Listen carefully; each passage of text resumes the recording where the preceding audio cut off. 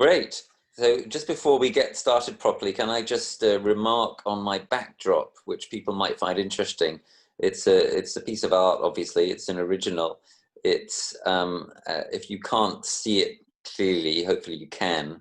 It's basically a gun which is made of flowers.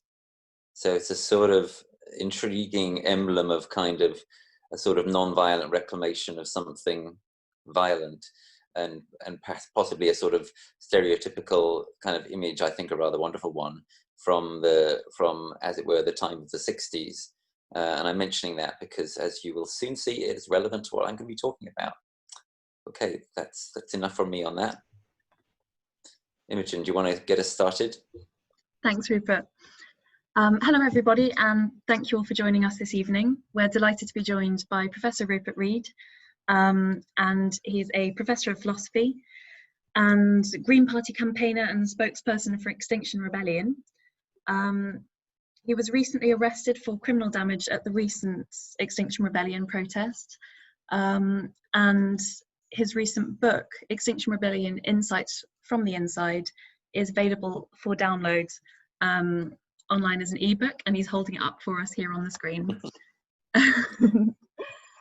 So we hope you'll all enjoy the talk tonight.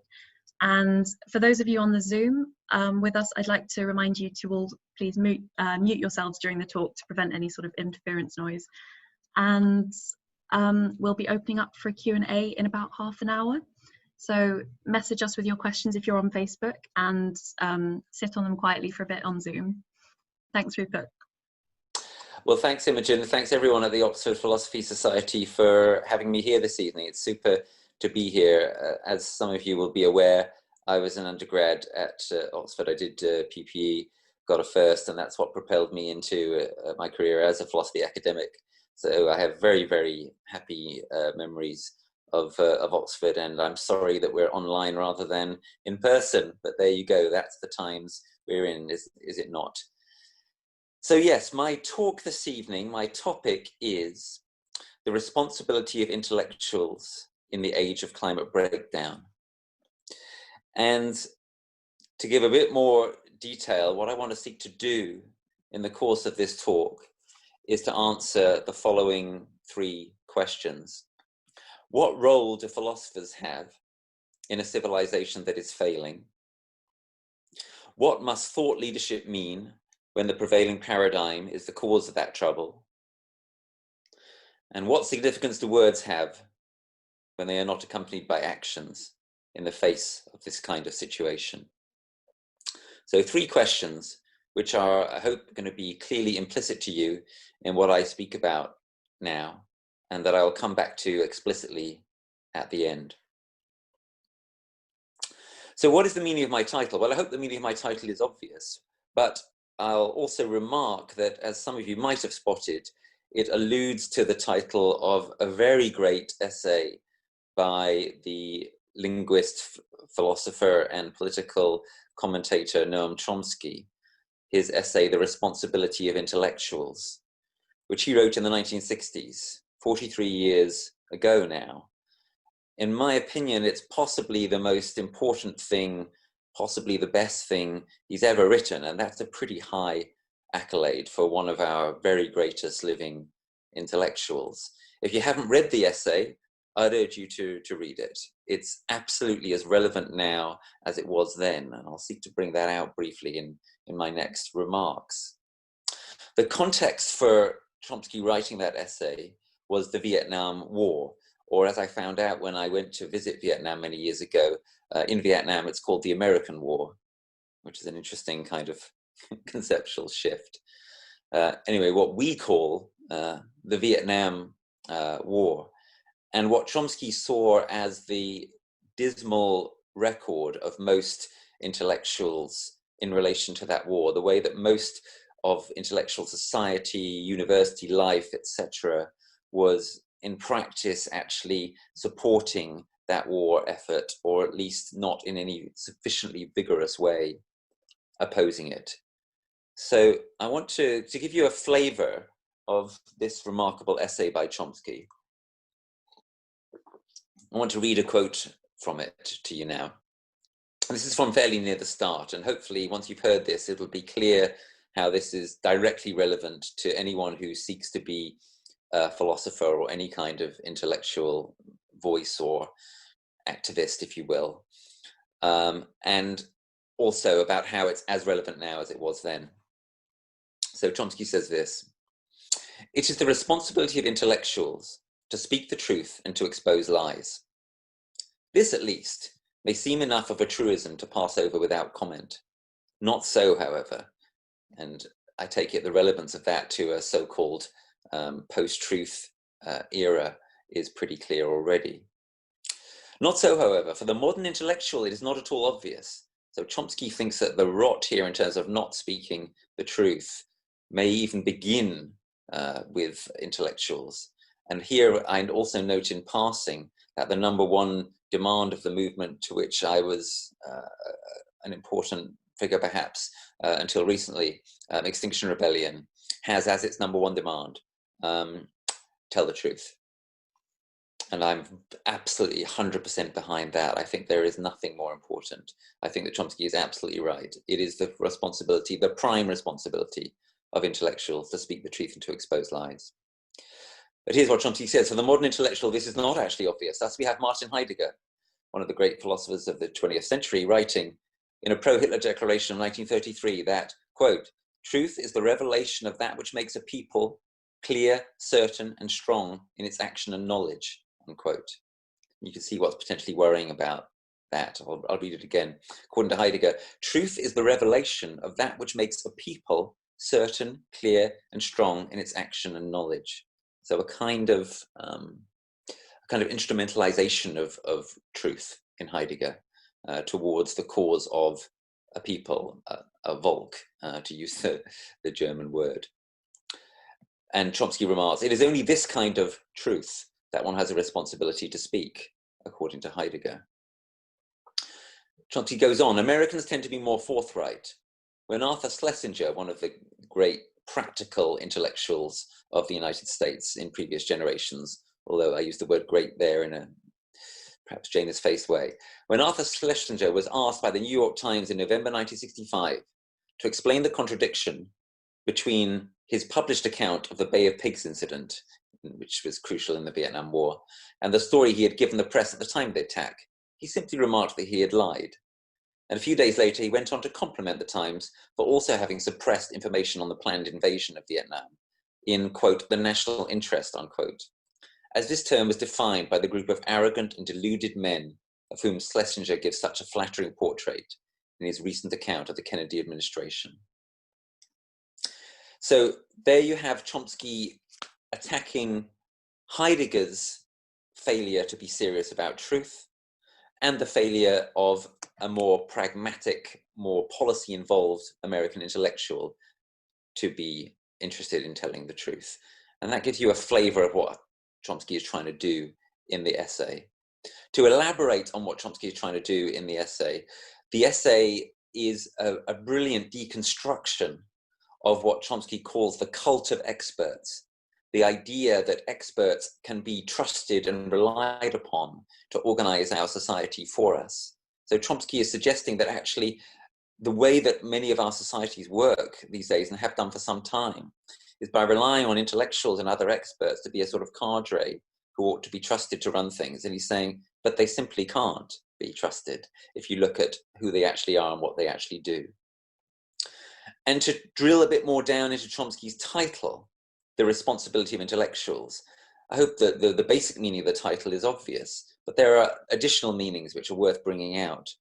Chomsky talks about the way that the actual sort of practical use of the term responsible in cultures like ours and the American society in which he was, of course, writing, is that responsible intellectuals are said to be intellectuals like Schlesinger, who are basically intellectuals in the service of power. They're being responsible as opposed to irresponsible intellectuals who are standing up for radical causes or critiquing their society. And that, of course, is an idea which Chomsky wants to turn on its head. He wants to say, no, really to be a responsible intellectual is to be the antithesis of the kind of intellectual that Schlesinger was. And Furthermore, Chomsky is also saying or implying, this is implicit in his essay, that it is intellectuals who are partly responsible for our plight. And I wish to underscore that point in relation to the plight that we are now in, which is a plight inconceivably worse than the plight which was afflicting the world, even the Vietnamese people in the 1960s.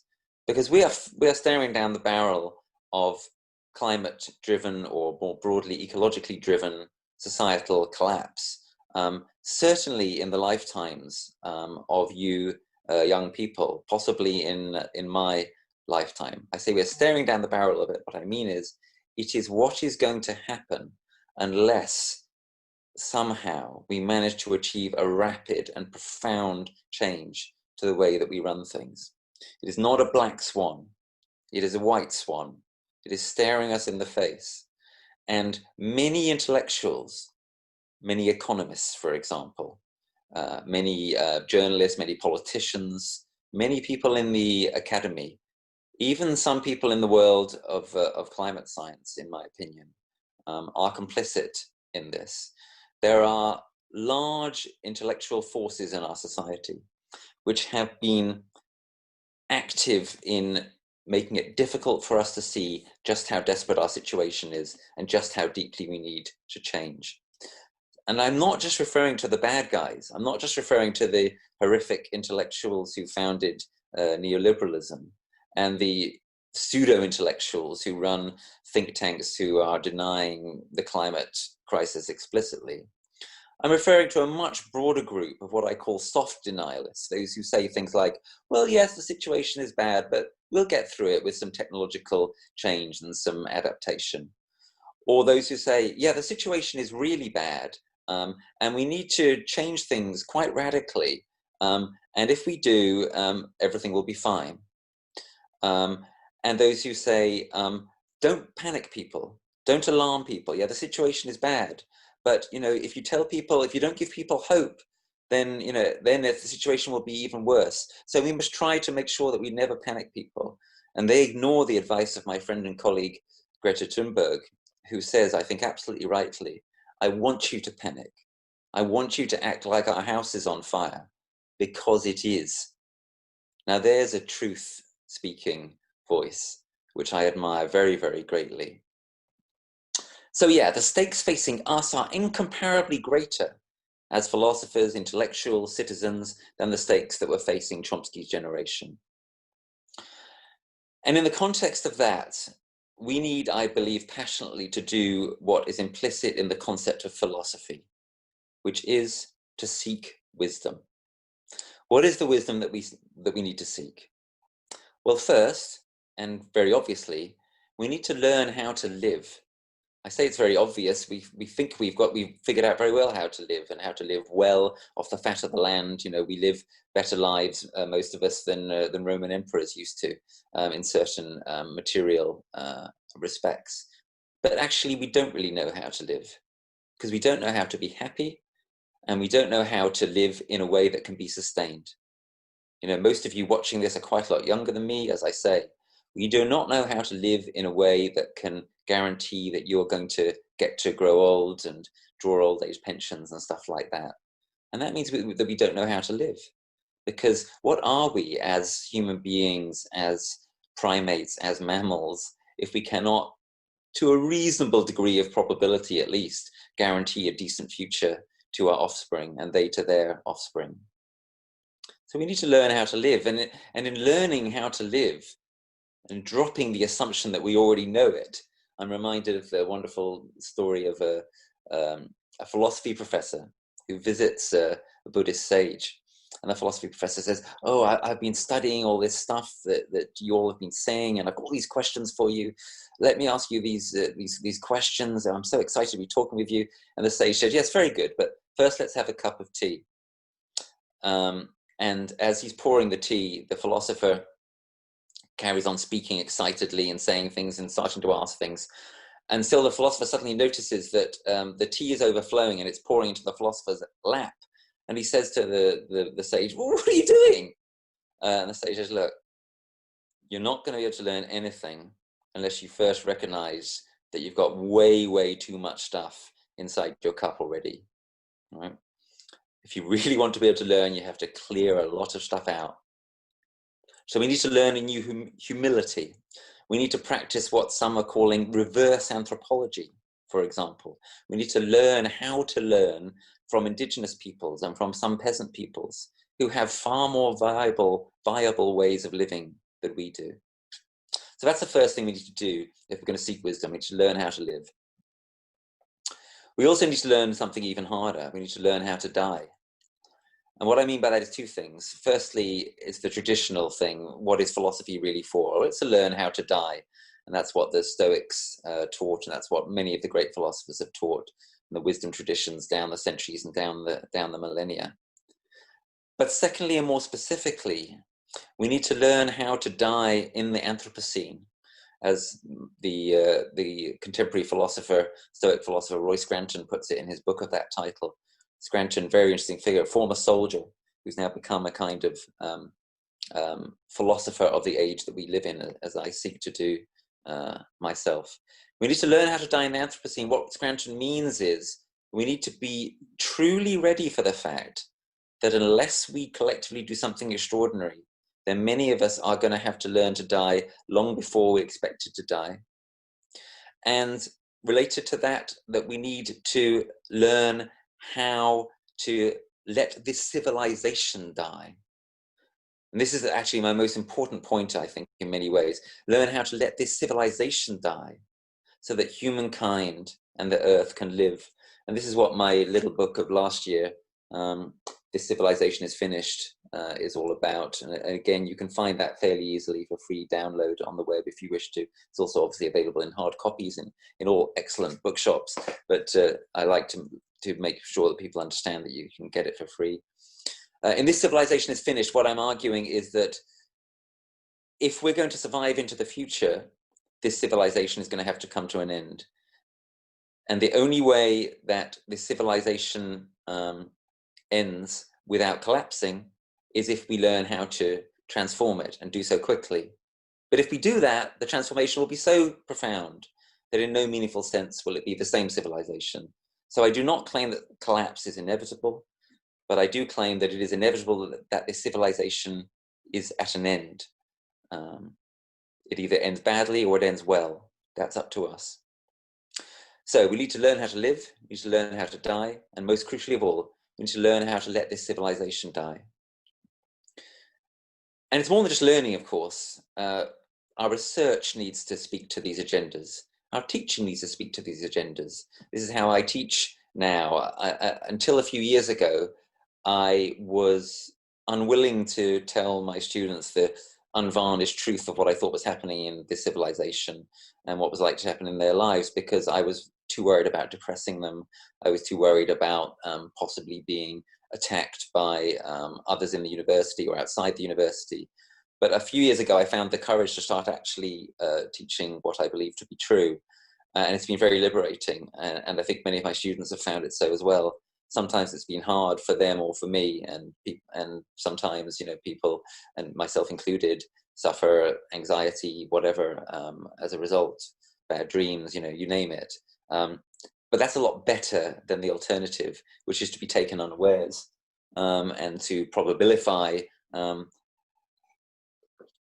civilizational collapse and to not be able to answer the question you really want to be able to answer, which is when your children or nieces, nephews, whatever, say to you, so what did you do, you know, in the crisis?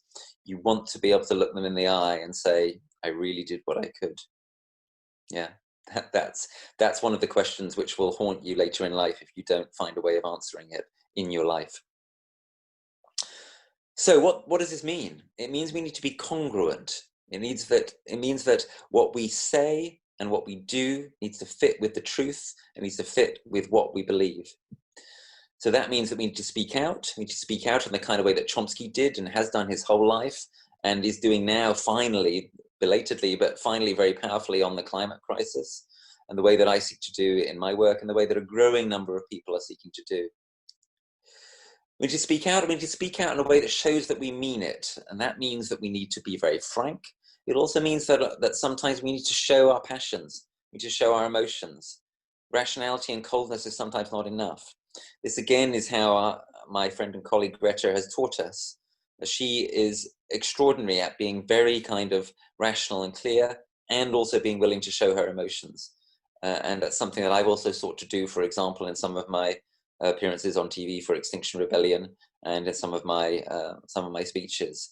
It really is very important to be willing to show your humanity. And one of the things which I think could be a game changer in the years to come is if we get more scientists not just saying, look, I'm really worried, but saying I'm really worried and sounding worried when they say it, or maybe, you know, crying on TV or something. I don't know if any of you saw, it's very worth seeing, Attenborough's recent film, A Life on This Planet, which is available on Netflix.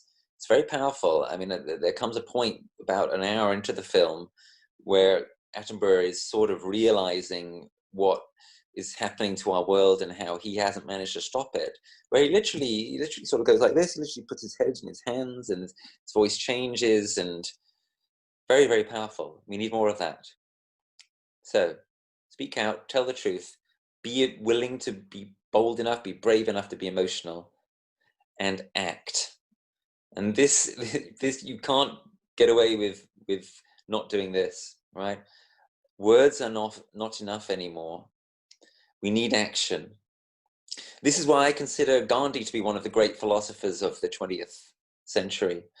Read his remarkable early book, Hind Swaraj, which translates as Indian self-rule. Although the philosophical beauty of the book is it turns out that what he means by self-rule is not just self-rule for India as a country, but self-rule for the Indian people. I mean, in a philosophical sense, in the kind of sense that would have been familiar to the ancient Greeks, being able to master yourself, not being swayed by consumerism, by the attractions of the way that the society around you is constructed, being willing to think for yourself.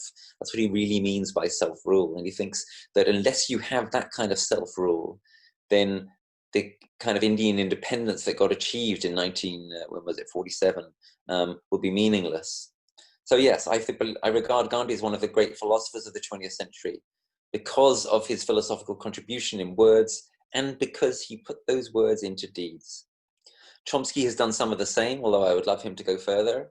I think that, you know, it's time for people like him and for people like Attenborough because they have such power and influence potentially to do what people like Jim Hansen, the great NASA scientist, has already done, and engage in nonviolent direct action.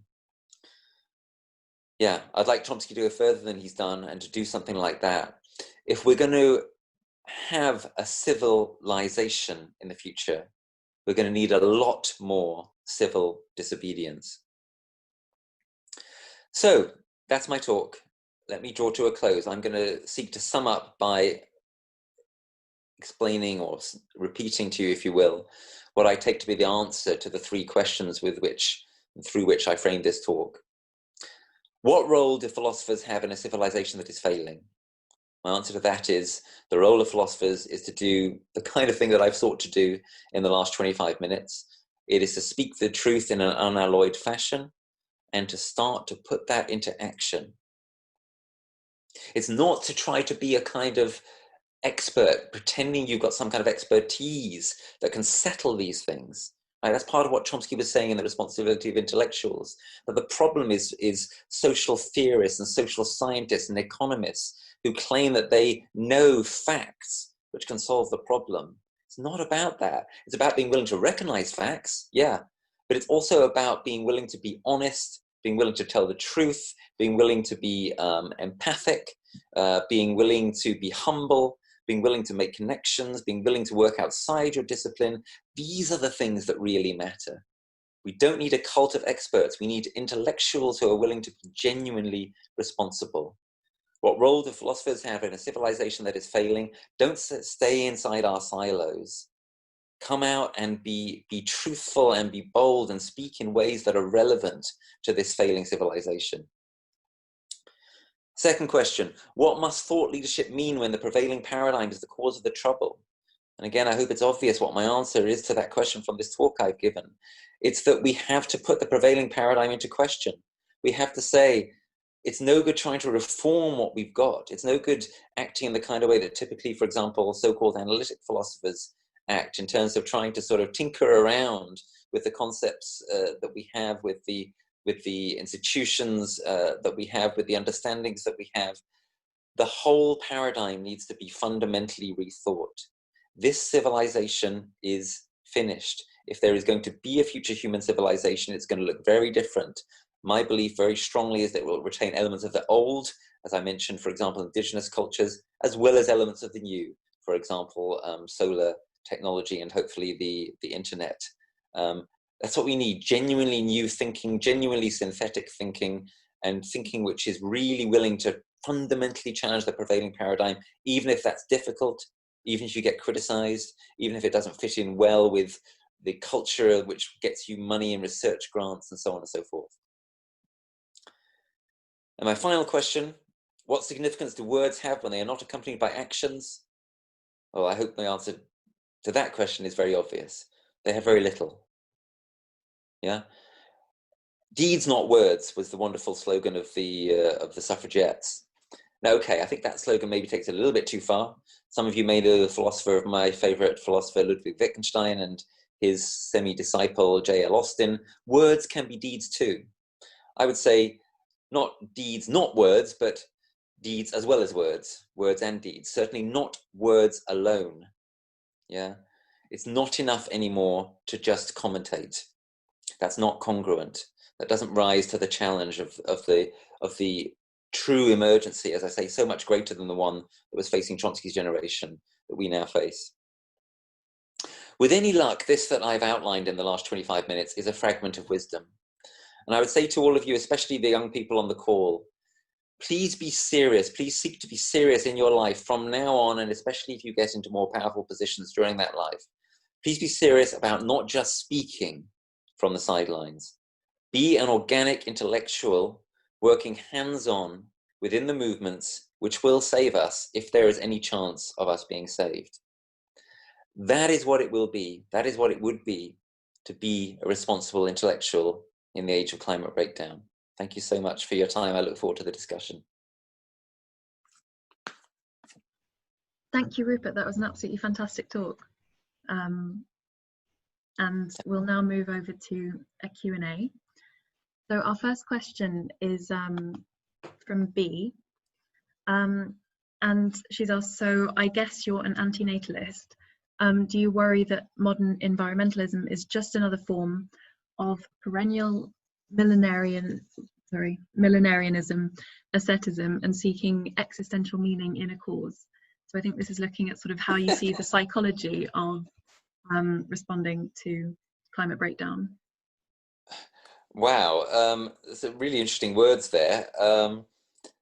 Look, there's lots that's wrong with environmentalism. It's made up of human beings. You know, what do you expect? Take Extinction Rebellion, for example. Extinction Rebellion, you know, I could talk for hours about the problems with Extinction Rebellion and tell you all sorts of terrible stories, and some of them I don't even need to tell you because most of you know them already. But also Extinction Rebellion has been, I think, without any question, an absolutely heroic enterprise, and an enterprise that has been successful in that it has been game-changing in terms of moving the dial on climate in this country and to some extent beyond. And that's very clear from opinion polls taken in 2019, for example. Very clear from the fact that at the end of our first rebellion, I got to negotiate with the government, and that was instrumental in Parliament doing a declaration of climate and environment emergency. We then had the government legislating for net zero. It would never have happened otherwise, etc. So what's my point? My point is that a flawed human institution does not, I think, need to be criticized in the terms that I think the question was seeking to criticize contemporary environmentalism.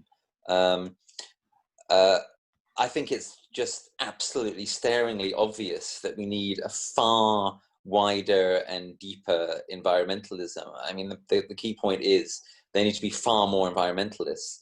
One way in which that might happen is if we stop talking about the environment. I mean, I think the very concept of our environmentalism is part of the problem. The word environment is a dead word. It suggests something which has got nothing to do with us, which is out there. We need to talk a lot more about nature and perhaps ecology, and certainly about life. And we need to talk a lot more about the fact that what this is really about is about whether we have a future as human beings, right? So, and this is about, this is about, the environment is about everything. It's about whether you have jobs, it's about whether you have pensions, etc. Because we are staring down the barrel of eco-driven societal collapse. That's nothing to do with, millenarianism or whatever. That's just fact. And in this sense, so-called environmentalists are nothing but realists. And what I'd say to everybody is get involved. There really is no alternative. Get involved and try to make sure that the movement to ensure that you'll have some kind of future is as good as it can possibly be. And this is so vital as we go into the next year. I mean, 2021 is going to be absolutely determinative in terms of whether or not there is a future. I know people always say that, but it's actually true this time. Why is it true? Well, two reasons. Firstly, the COP got delayed from this year, the climate COP. So next year's COP is going to be absolutely critical. It's going to set the tone for the 2020s. Which is the last decade in which we can have any hope at all of turning things around. And it's in Britain. It's going to be in Britain. So we get to actually have a big influence on what happens with it. And the second reason is, and I've written quite a bit about this, you can read it if you want in various recent articles and so on. Second reason is that 2021 is probably going to be the main year of post-coronavirus reset, as we're starting to get vaccines coming on stream and so on now. So that underscores how the 2020s are going to be determined to a large extent by what happens next year. Because the money that gets spent next year, the infrastructure that starts getting to be built and so on, none of that's going to be, those choices are going to be made, that path is going to be set, there'll be a path dependency set in after next year. So it has to happen now. So yeah, get involved rather than criticizing from the sidelines would be what I would urge. Thank you.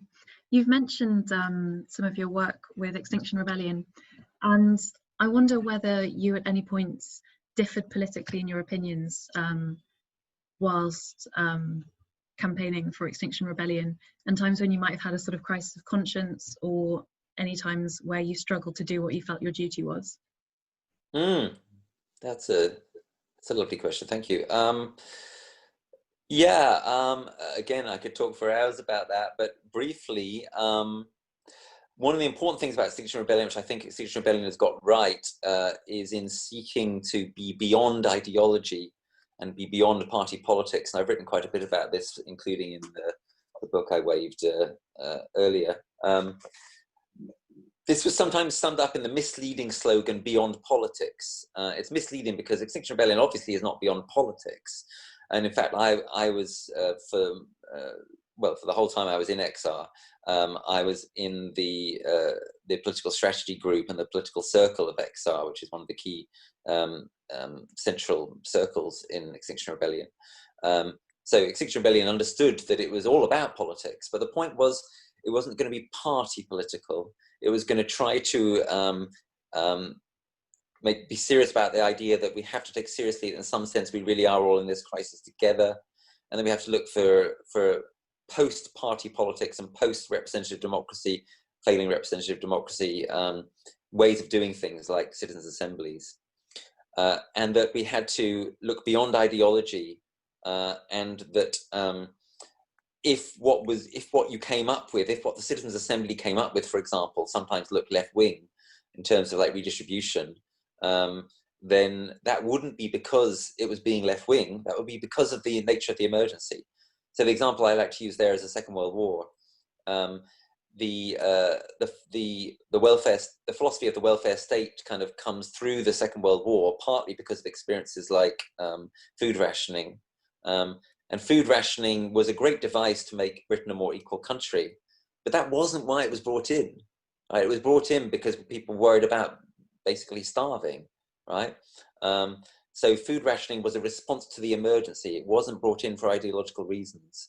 And that, I think, is an analogy we can use now. So we might come up with carbon rationing, for example, as good policy now, but that wouldn't be because we were socialists. It would be because that's probably the kind of thing we need if we're going to survive this. So, but to try to answer your question more directly, where has there been disagreement between me and the rest of XR? I guess maybe it's worth mentioning two things briefly. One is that sometimes there were important internal disagreements about inclusiveness in terms of strategy. So Extinction Rebellion is supposed to allow anyone who believes in its values and principles to be part of it and to do actions in its name.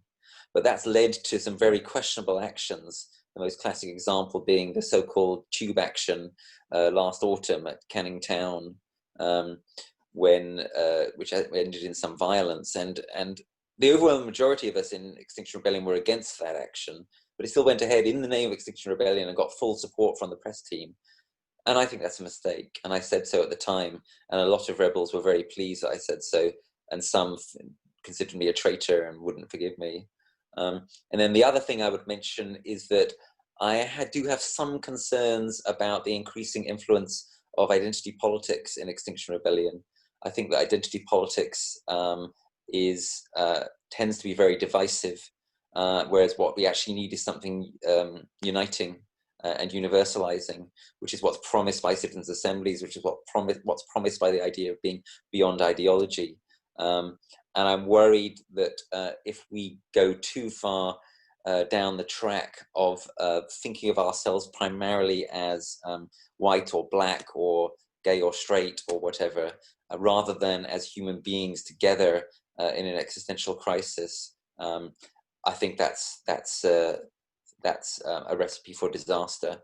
And to anyone who says, well, then you must be a sexist and a racist and so on, I invite you to look at my record, and I think you'll find that I'm not, and that there are an increasing number of people that are coming to have concerns about the way that identity politics is playing out in ways that don't work very well in some of our movements. Thank you, that was a wonderful answer. We'll now move to Timor. I think you've got a question. Yes. Thank you very much, Rupert, for your. I have a little question concerning, in fact, the way in which you conceive of the distinction between language and action, as you distinguish between having words and having actions, and I think that you do not assume some dichotomic conception of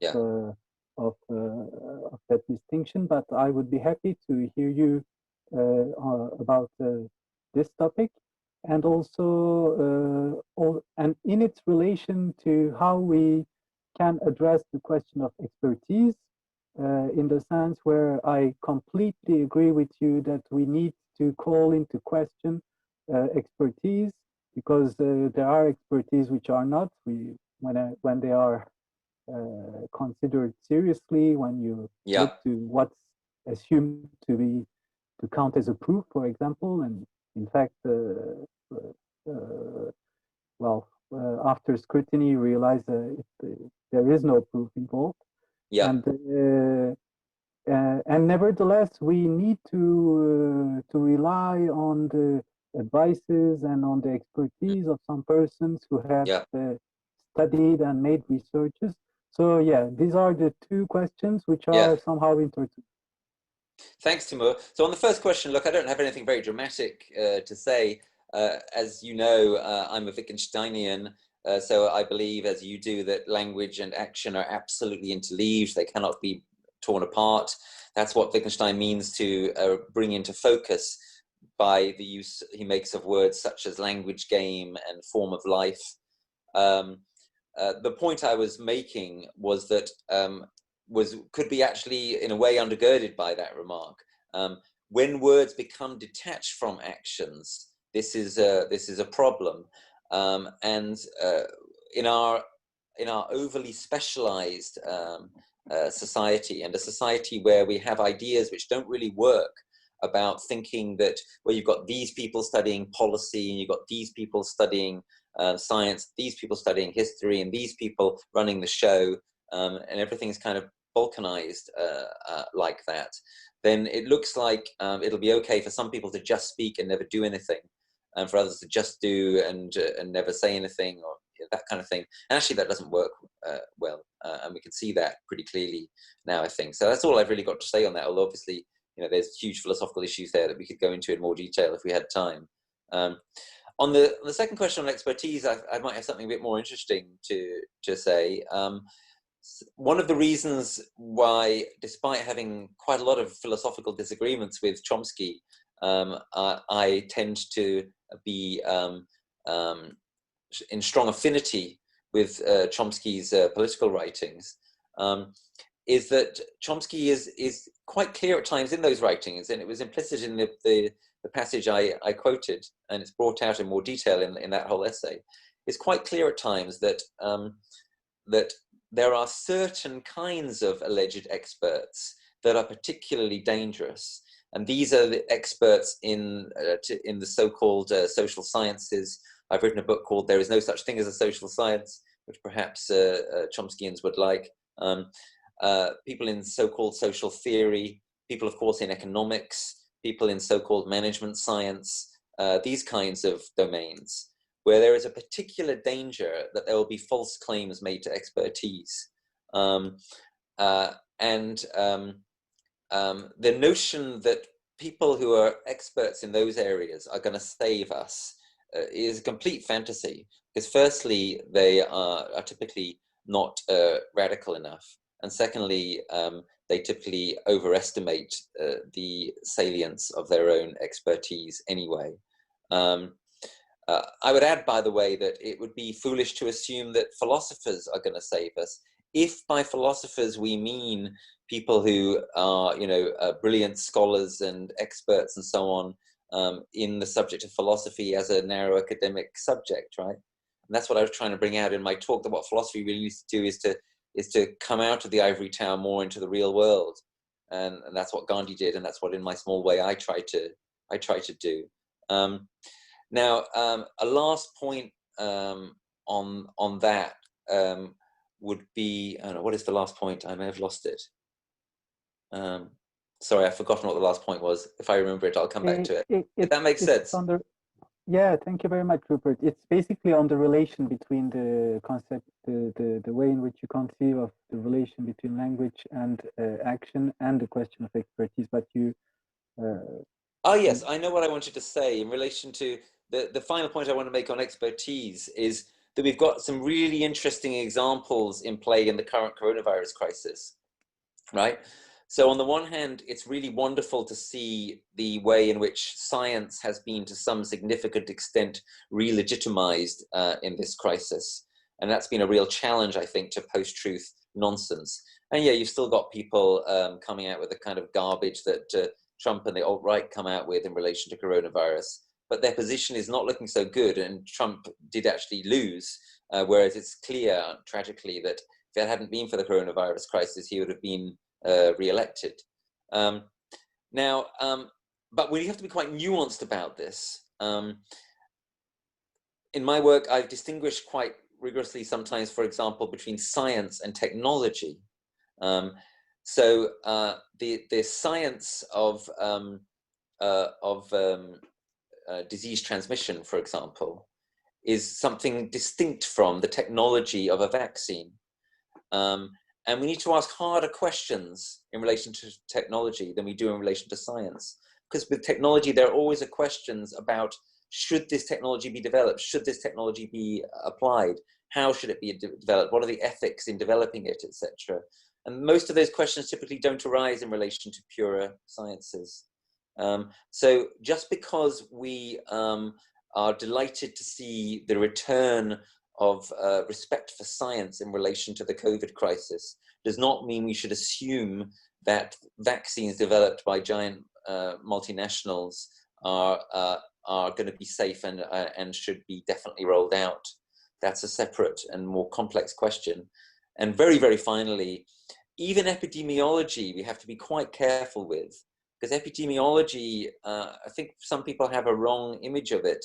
To some significant extent, epidemiology is a social science. And in that regard, again, serious questions can and should be raised with regard to it. For example, think about something like the R number. I mean, do we ever really know what the R number is? Do we have valid ways of estimating the R number accurately? And of course, there are quite a lot of epidemiologists and especially public health experts who raise this kind of question.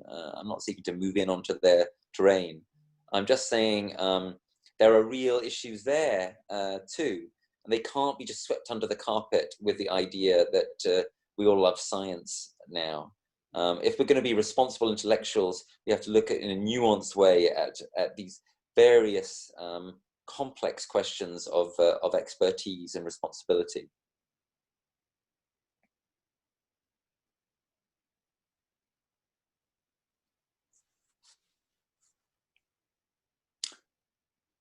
Right, what's next? So thank you for that fantastic answer. We've got another question now from Joe Shaw. And Joe's asked, is there anything wrong per se with what Burning Pink are now doing? So just for our members, if anyone isn't sure, then Burning Pink is a British political party with stated goal of a political revolution, replacing the British government with citizens' assemblies to tackle the climate crisis and other political issues. So I'll pass over to Rupert. Well, I can let you all into a little secret here, which is of some interest, which is that I had a role in the naming of Burning Pink, I think, in the following negative sense. They wanted to call themselves Beyond Politics. And the Electoral Commission wrote to us in Extinction Rebellion and said, are you okay with this? This is the name of your third demand. And on behalf of Political Circle, I wrote back and said, well, no, we're not okay with it, because it's not beyond politics to found a political party. And I believe as a result of that, the Electoral Commission ruled that they couldn't call themselves Beyond Politics, so they had to call themselves Burning Pink. And I'm pleased to see that, because I think there's less danger of confusion between them and Extinction Rebellion. Look, the question I was asked there was quite nuanced. Is there anything wrong in principle with the founding of this party and the kind of stuff that they're doing? Well, maybe not in principle, but in practice, absolutely. I think it's an error, and the Burning Pink will end in the dustbin of history, as Trotsky famously put it. Burning Pink is alienating people and not, as far as I can see, really achieving anything. It's doing the kind of thing that Extinction Rebellion has sometimes done at its worst. And I think there are much better ways to go. Am I saying that we should never be more radical in Extinction Rebellion? No, not necessarily. But I'm saying you have to do things which actually have a viable and workable strategy. I don't see that Burning Pink has any viable or workable strategy at all. My real belief is that what we actually need now, and this is one of the reasons why I've moved on from XR, is a movement which is not much smaller than XR as Burning Pink is, but much larger. I want to see a still radical, but less spiky, more kind of inclusive version, if you will, of Extinction Rebellion coming onto the scene. So my next book is going to be called Parents for a Future, and it's a popular philosophy book. It's going to appear in January. I'm very excited about it. I think it might be the most important thing I've done yet in terms of writing, and it's arguing for such a movement.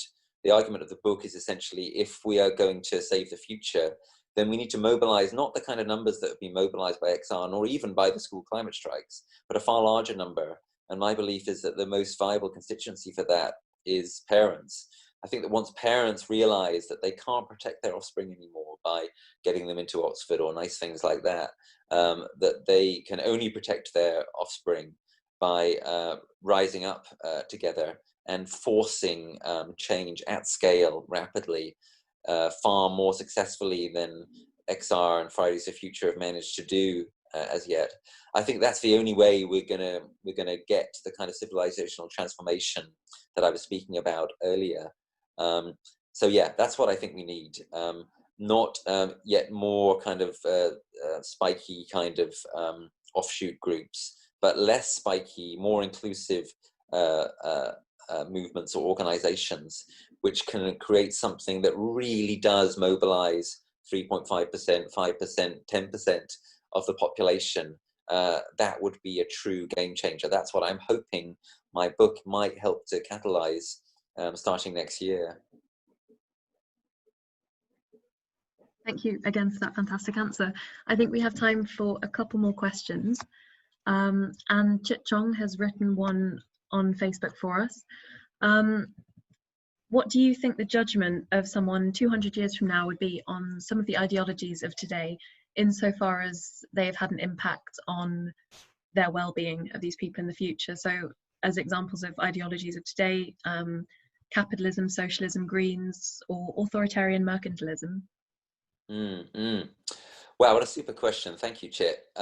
Yeah, what I think, if there are people who have the good fortune to be looking back in 200 years' time, as I hope there will be, Naomi Oreskes is very interesting writing on this, by the way, then I think their judgment is likely to be harsh, although if they are looking back, then it might not be super harsh, because hopefully we've managed to do some things that have enabled them to survive and to be able to look back. I think that the judgment upon climate denialists, people just will be incomprehending and incandescent. But as I said earlier, I think that the judgment on soft denialists will also be very severe. And that's what most of us are most of the time still. That's the bitter truth of our situation. It's really hard to wake up. It's really hard to face up to climate reality. It's really hard to act congruently on that knowledge. I'm still trying to do it myself. So I hope their judgment won't be too harsh on those of us who are trying to do our best here. But look, the simple way to put this, we don't even need to go 200 years. What will our children and our children's children say? That the only question they are going to have when they're talking to us in 30 or 40 years' time is, what did you do before it was too late? Or what did you do to make this amazing transformation happen, if that's what's happened? Or what did you do to try to fight this horrendous fate that we're now falling into? I can't tell you how the question is going to be framed, because we can't know yet what's going to happen. But one way or another, that is going to be the question. And that needs to be the question that haunts all of us now. And it will haunt us until we are acting congruently enough that it doesn't haunt us anymore. And I think that the responsibility of intellectuals, the responsibility of philosophers, the responsibility of all citizens, the responsibility of everyone who is waking up at all at this time is extremely heavy. I'm going to mention a remarkable book that I'm reading at the moment, Kim Stanley Robinson's Cli-Fi Dystopia Utopia, The Ministry for the Future. In that book, he imagines an organization called the Children of Kali.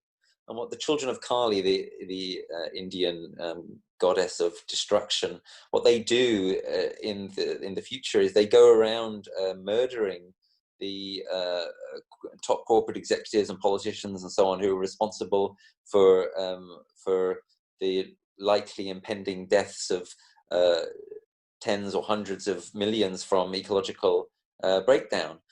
Now, in the previous question, I was saying to the person who I think may have been sort of pro Burning Pink, that I think that Burning Pink went too far. But you'll have noticed that I also didn't rule out that even more radical things needed to be done. You just have to have a strategy. And I'm not here advocating what the Children of Kali do in this fictional book. I'm just saying, if things really do go tits up in the years ahead, which is what is likely to happen, it is what will happen unless extraordinary things happen now or soon. If things go very, very badly in the years ahead, things like that will happen. You know, that's not going to be fiction. Stuff like that is going to be fact, because there'll be people who are so bitter and so wounded and feeling such a sense of righteous indignation. The judgment on us from the future will be very harsh unless we turn things around, or at least make a really good faith effort now to take things around. Because here's the thing, we cannot say anymore that we do not know. We know now, so it's just a question of what we're going to do. Thank you again for that fantastic answer. So I think we've got time for just one last question. And you've mentioned that this civilization must end, or will end in one form or another. That it will end. It's not even that it must end, it will end. The question is, will it end because we go off the cliff slowly, because we go off the cliff fast, or will we manage to descend in a way which means we're not going off the cliff? You know, the fantasies of sort of endless technological and endless economic expansion are simply fantasies. Yeah, sorry. No, thank you. And so our final question is from Jan, and he's asking about what gives you this confidence in your interpretation of the facts, given that many natural scientists working on these topics, for instance in the Ipcc, interpret the facts in a much less dramatic way than you've written about. Yeah, okay, so I talk about this in This Civilization is Finished, and give my answer in outline there. It's a fair question, and of course one of the reasons why more of us aren't more woken up is because there are many, many voices that in one way or another are sort of siren voices saying, well, it's really, you know, is it really that bad? Or, you know, there are still windows and so on and so forth. And, you know, the Ipcc is a splendid institution. The Ipcc has been so kind of viciously attacked. You've got lots of people doing great work for the Ipcc, and a lot of it's unpaid and so on. But the Ipcc is also quite compromised in a number of ways that I've written about, and you can read about in more detail for example, the wonderful report, What Lies Beneath, by Climate Code Red. The Ipcc, the summaries are edited, sometimes drastically, by politicians and civil servants. And sometimes there is backwash, as it were, from the summaries into the main reports to make them consistent. The Ipcc is always behind the curve because it takes years for stuff to filter through into it. The Ipcc does not like to push to the forefront stuff that is not consensus science, and so outlier possibilities, which should be considered according to the precautionary principle, are sort of downgraded by the Ipcc. These are some of the main problems with the Ipcc. There are others. If we're going to follow precaution, if we're going to be careful, we're going to go further than what the Ipcc recommend. And what the Ipcc recommend is already pretty strong, and already a million miles away from what we're actually doing and from what's actually happening. And the Ipcc have been gradually catching up with the situation. You know, the 1.5 degrees report a couple of years ago now was, you know, was pretty good, and was kind of taking us somewhere towards the truth. Let me also add that you mentioned in your question, natural scientists may be thinking that the situation isn't that bad.